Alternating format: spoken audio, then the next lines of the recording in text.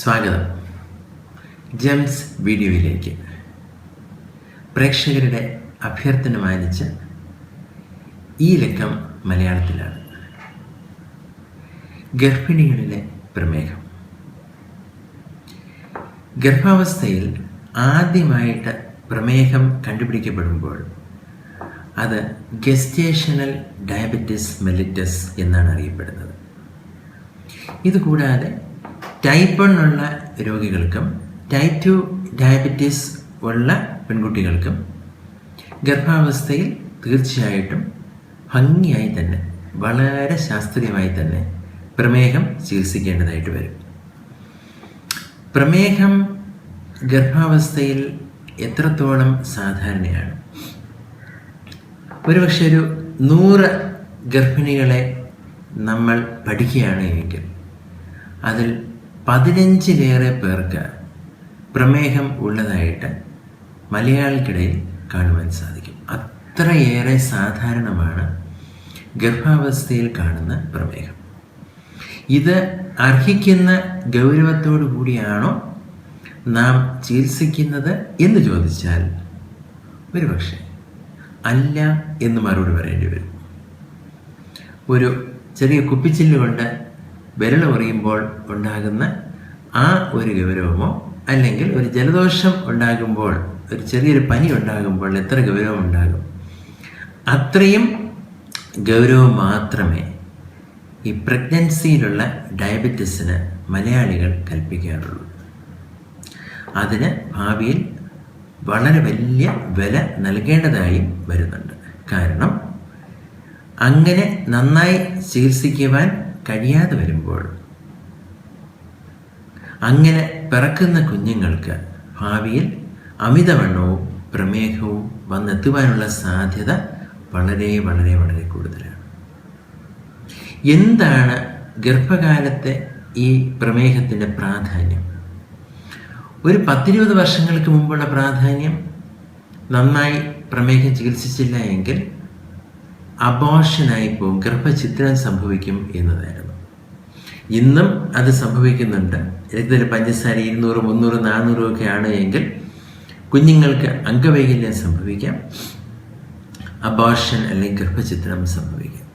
പക്ഷെ അത് കഴിഞ്ഞ കഥ.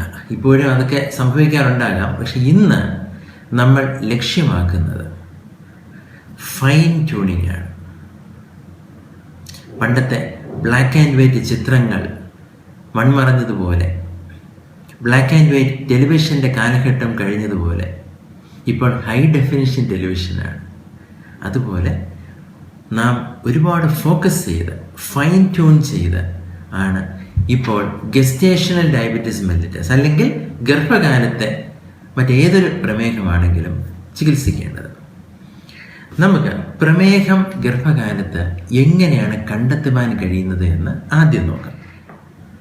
നമുക്ക് പഴയകാല ഡയഗ്നോസ്റ്റിക് ക്രൈറ്റീരിയ അല്ല ഇപ്പോഴത്തെ വിധികൾ.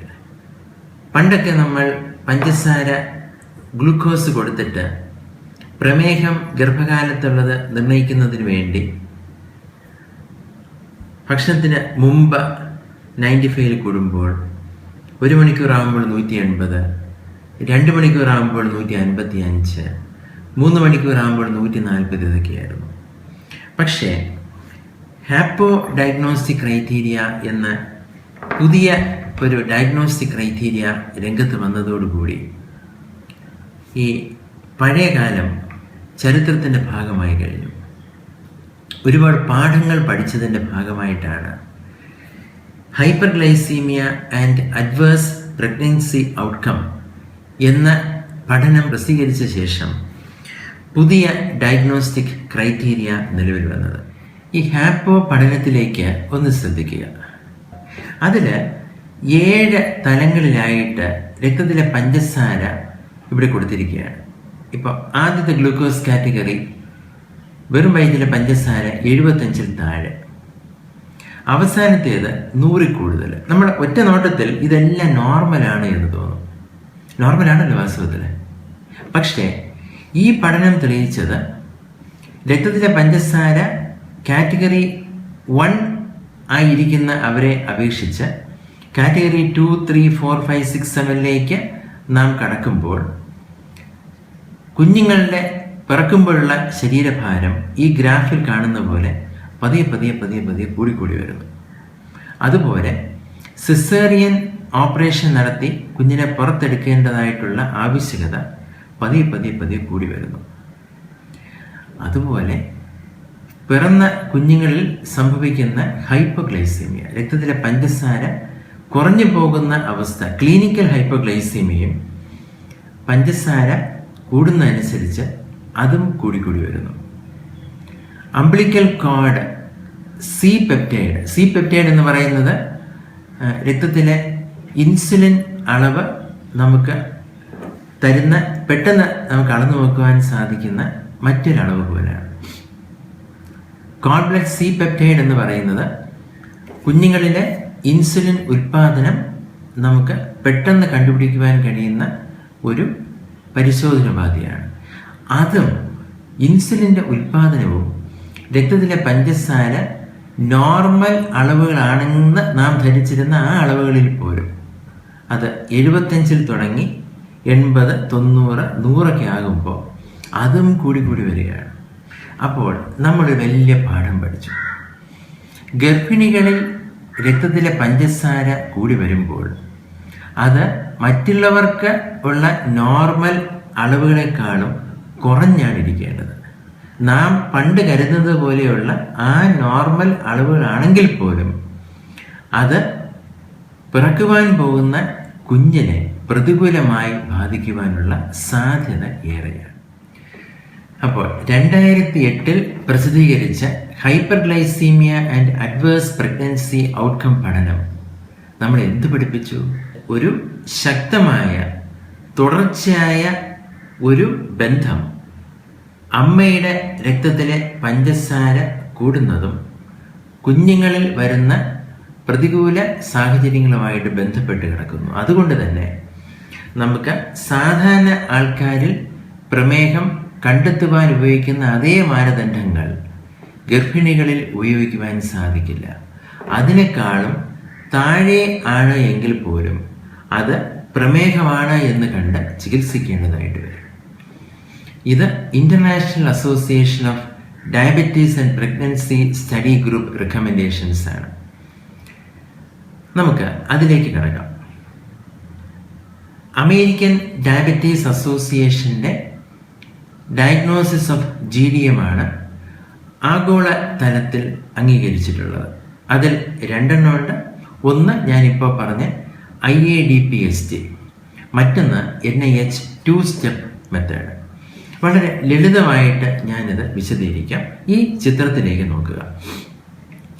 75 ഗ്രാം ഗ്ലൂക്കോസ് ഗർഭിണികൾക്ക് കൊടുക്കുന്നു. GDM അല്ലെങ്കിൽ ഡയബറ്റിസ് പ്രഗ്നൻസിയിലുണ്ടോ എന്ന് തിരിച്ചറിയുവാനായിട്ട് വെറും വയറ്റിൽ നോക്കുമ്പോൾ അത് 92 mg/% അതിലധികമോ ആയിരിക്കണം. ഗ്ലൂക്കോസ് കൊടുത്ത് 1 മണിക്കൂറിന് ശേഷം അത് 180 mg അല്ലെങ്കിൽ അതിൽ കൂടുതലോ. 2 മണിക്കൂർ ആകുമ്പോൾ 153 അതിലധികമോ. 2 സ്റ്റെപ്പ് എന്ന് പറയുന്ന ആ ഒരു പരിശോധനാ രീതി എന്ന് പറയുന്നത്, 2 സ്റ്റെപ്പ് പരിശോധനാ രീതി എന്ന് പറയുന്നത് അത് NIH പരിശോധനാ രീതിയാണ്. അത് വെറും വയറ്റിലല്ല, 50 ഗ്രാം ഗ്ലൂക്കോസ് ആദ്യം കൊടുക്കുന്നു. അപ്പോൾ പ്രത്യേകിച്ചൊരു പ്രിപ്പറേഷൻ ആവശ്യമില്ല.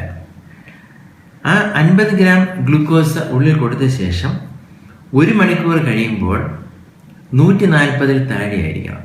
രക്തത്തിലെ പഞ്ചസാര 140 അതിലധികമോ ആണ് എങ്കിൽ നമ്മൾ അടുത്ത സ്റ്റെപ്പിലേക്ക് നീങ്ങുന്നു. അപ്പോൾ അടുത്ത പടി എന്ന് പറയുന്നത് 100 ഗ്രാം ഗ്ലൂക്കോസ് ഉള്ളിൽ കഴിക്കുവാൻ കൊടുക്കുന്നു. അതിനുശേഷം 3 മണിക്കൂർ ആകുമ്പോൾ രക്തത്തിലെ പഞ്ചസാരയുടെ അളവ് 140 അതിൽ കൂടുതലോ ആണ് എങ്കിൽ അത് GDM എന്ന് തീരുമാനിക്കേണ്ടതായിട്ട് വരും. നമുക്കൊരു ഇന്ത്യൻ ക്രൈറ്റീരിയ ഉണ്ട്. ഭാരതത്തിൽ നമ്മുടെ സാഹചര്യങ്ങളിൽ ചിലപ്പോൾ വെറും വയറ്റിൽ വരാൻ പറ്റില്ല. ഈ പറയുന്നത് പോലെ കാത്തിരുന്ന് ഓരോരോ പ്രാവശ്യമായിട്ടുള്ള രക്തത്തിലെ പഞ്ചസാര 1 മണിക്കൂർ, 2 മണിക്കൂർ, 3 മണിക്കൂർ ഒന്നും നോക്കാൻ സാധിക്കില്ല. അപ്പോൾ അങ്ങനെ ഉള്ളവർക്ക് വേണ്ടിയുള്ള പെട്ടെന്ന് കണ്ടുപിടിക്കുവാനുള്ള ഒന്നാണ് DIPSI guide lines, diabetes in pregnancy study ഗ്രൂപ്പിൻ്റെ ഗൈഡ് ലൈൻ എന്ന് പറയുന്നത് 75 ഗ്രാം ഗ്ലൂക്കോസ് ഉള്ളിലേക്ക് കൊടുക്കുന്നു. ആഹാരം കഴിച്ചിട്ടാകാം, കഴിക്കാതെയാകാം.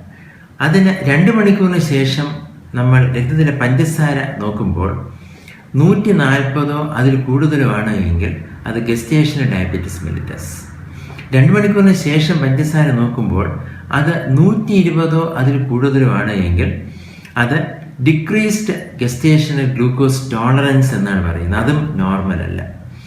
അപ്പോൾ നമുക്കൊരു കാര്യം വ്യക്തമായി, സാധാരണ ആൾക്കാർക്ക് ഡയബറ്റീസ് ഉണ്ടോ എന്ന് നിർണ്ണയിക്കുന്നതിനേക്കാളും ഗർഭിണികളിൽ പ്രമേഹം ഉണ്ടോ എന്ന് നിർണ്ണയിക്കുന്നതിന് അതിനേക്കാളും കുറച്ച് പഞ്ചസാര രക്തത്തിൽ മതിയാകും ചികിത്സ തുടങ്ങുവാനുള്ള തീരുമാനമെടുക്കുന്നത്.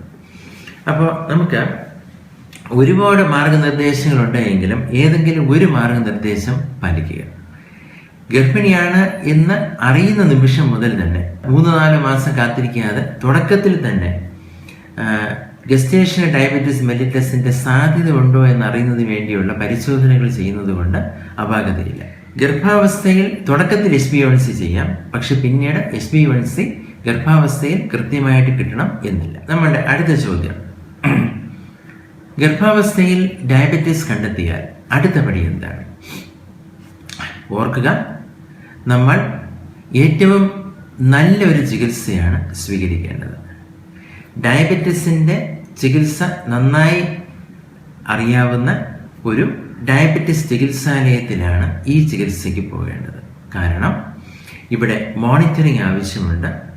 പലതരം ഇൻസുലിനുകൾ പല സമയത്തായിട്ട് രക്തപരിശോധന നടത്തി നിർണയിച്ച് ഡോസ് വേണ്ട വിധത്തിൽ മാറ്റി അതോടൊപ്പം ഡയറ്റും എക്സസൈസും വളരെ ശാസ്ത്രീയമായിട്ട് പറഞ്ഞു തരുവാൻ കഴിയുന്ന വിധത്തിലുള്ള ഉപദേശിക്കുവാൻ കഴിയുന്ന തരത്തിലുള്ള ഒരു ഡയബറ്റിസ് ടീമിനെയാണ് കാണേണ്ടത്.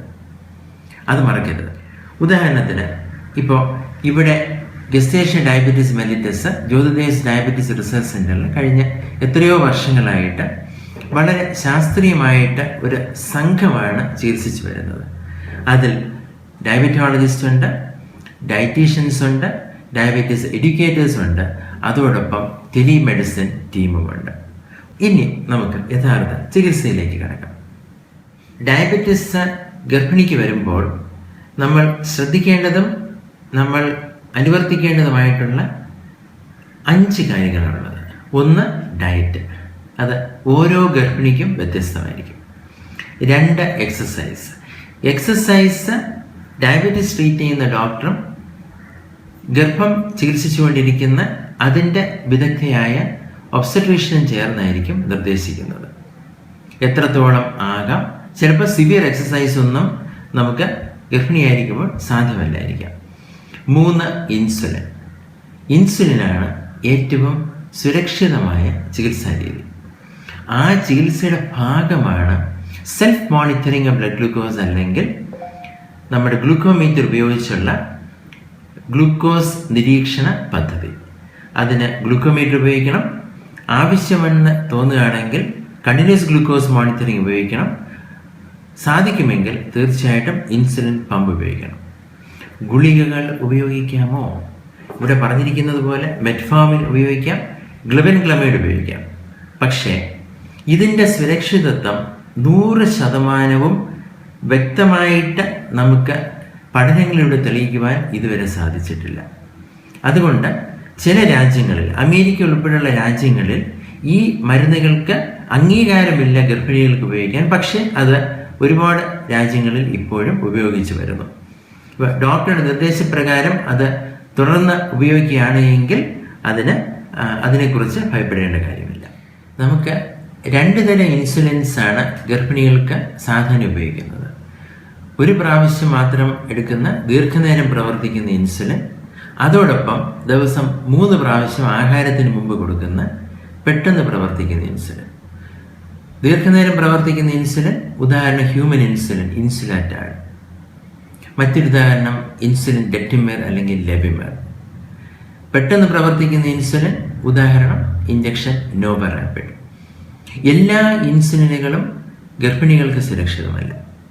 അതുകൊണ്ട് ഏത് ഇൻസുലിനാണ് എന്നുള്ളത് ഡയബറ്റീസിൻ്റെ വിദഗ്ധനുമായിട്ട് സംസാരിച്ച് വേണം തീരുമാനമെടുക്കുവാൻ. 30/70 ഇൻസുലിൻ ചില ആൾക്കാർക്ക് ഓക്കെ ആയിരിക്കും, ദിവസം 2 or 3 പ്രാവശ്യം എടുക്കുന്നതിന് വേണ്ടി. നമ്മൾ ഇൻസുലിൻസ് എടുക്കുമ്പോൾ ഒരു കാര്യം ഓർക്കുക, എപ്പോഴും പറ്റുന്നൊരു അബദ്ധമാണ് ഗർഭിണികൾക്ക്. ചിലപ്പോൾ നിർദ്ദേശപ്രകാരം ഒരു ഫിക്സഡ് ഡോസ് ഇൻസുലിൻ എടുത്തുകൊണ്ടിരിക്കും, രാവിലെ 10. ഗർഭിണിക്ക് യഥാർത്ഥത്തിൽ ആവശ്യം ഒരുപക്ഷെ 6, 4, 2 മറ്റുമായിരിക്കും.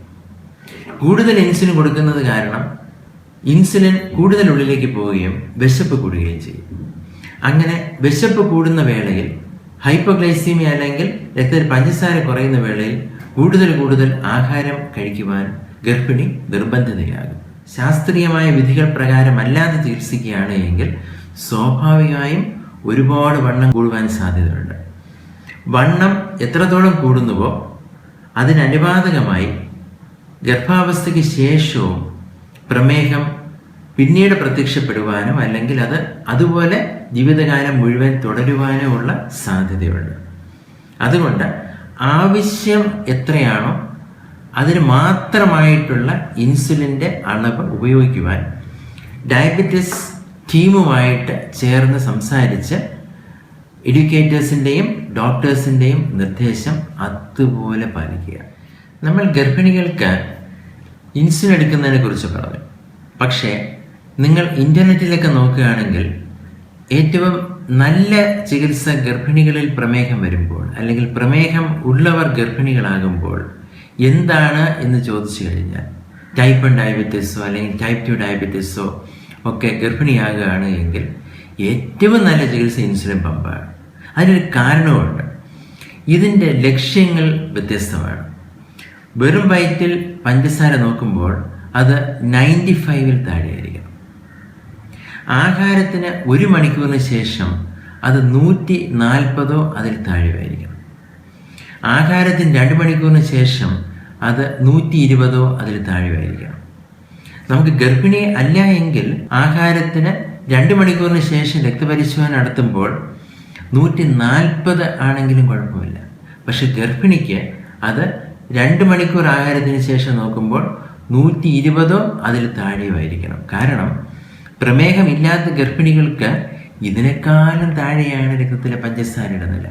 അപ്പോൾ ഇവിടെ ഒരു ചോദ്യമുണ്ട്, രക്തത്തിലെ പഞ്ചസാര 200, 300 ഒക്കെ ആകുമ്പോഴല്ലേ ഗർഭഛിദ്രം സംഭവിക്കുന്നുള്ളൂ, അംഗവൈകല്യങ്ങൾ സംഭവിക്കുന്നുള്ളൂ? പിന്നെ എന്തിനാണ് ഇത്രയും കഷ്ടപ്പെട്ട് പലയാവർത്തി രക്തപരിശോധന നടത്തി പലയാവർത്തി ഇൻസുലിൻ ഇഞ്ചക്ഷൻസ് കൊടുക്കുകയും അല്പം സാമ്പത്തിക ശേഷിയുള്ളവർക്ക് ഇൻസുലിൻ പമ്പ് കൊടുക്കുകയും ചെയ്യുന്നത്? അതിൻ്റെ മറുപടിയാണിത്.